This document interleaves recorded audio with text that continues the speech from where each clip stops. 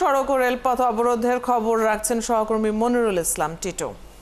টিটু, অবরোধে ফরিদপুরের সার্বিক পরিস্থিতি কেমন দেখছেন? সাধারণ নাগরিকরা তারা দুর্ভোগের কথা বলছেন কিনা জানাবেন সেখানকার বিস্তারিত।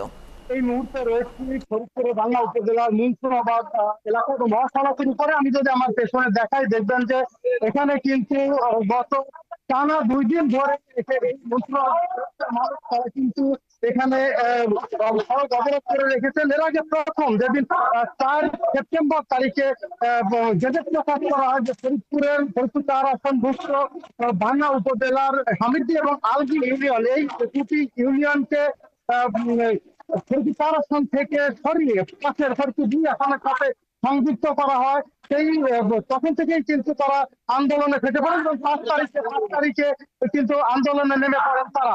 এরপর থেকে কিন্তু তারা 2 দিন বন্ধ ছিল, তারা ছিল যে এর মধ্যে একটা সমাধান হবে, কিন্তু এখন পর্যন্ত কোনো সমাধান না হয় তারা কিন্তু গতকাল মঙ্গলবার থেকে আবার আন্দোলন শুরু করে এবং ফরিদপুরের পুকুরিয়া, মুন্সিরাবাদ সহ অন্তত 10 থেকে 12টি স্থানে ব্যারিকেড তৈরি করে গাছ ফেলে সড়কে টায়ারে আগুন জ্বালিয়ে নানাভাবে অবরোধ সৃষ্টি করে তারা অবরোধ সৃষ্টি করে রেখেছে। আমরা কথা বলতে চাই যারা এখানে অবরোধ করছেন তাদের সাথে, যে এই যে আপনারা অবরোধ করছেন কেন করছেন? ভাই, আজকে আমাদের অবরোধের 3য় দিন। আপনারা মিডিয়া দেখতে পাচ্ছেন প্রায় 40 ডিগ্রি পর্যন্ত তাপমাত্রা। আমরা আমাদের যৌক্তিক দাবি নিয়ে, বিশেষ করে আমরা ভাঙা অন্তর্ভুক্ত ছিলাম, ফরিদপুর 4 অন্তর্ভুক্ত ছিলাম, এখন আমাদের ফরিদপুর 2 স্থানান্তর করা হয়েছে। যৌক্তিক দাবি আমরা চলতেছে, এই জন্যই ততক্ষণ না পর্যন্ত আমাদেরকে ভাঙা থানা অন্তর্ভুক্ত না করা হবে ততক্ষণ পর্যন্ত আমাদের এই লড়াই সংগ্রাম চলবে।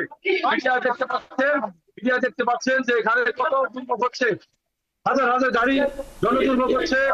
আমরা অনতি বিলম্বে এই রাস্তা ছেড়ে দেবো যদি আমাদেরকে ফরিদপুর 4 অন্তর্ভুক্ত করা হয়।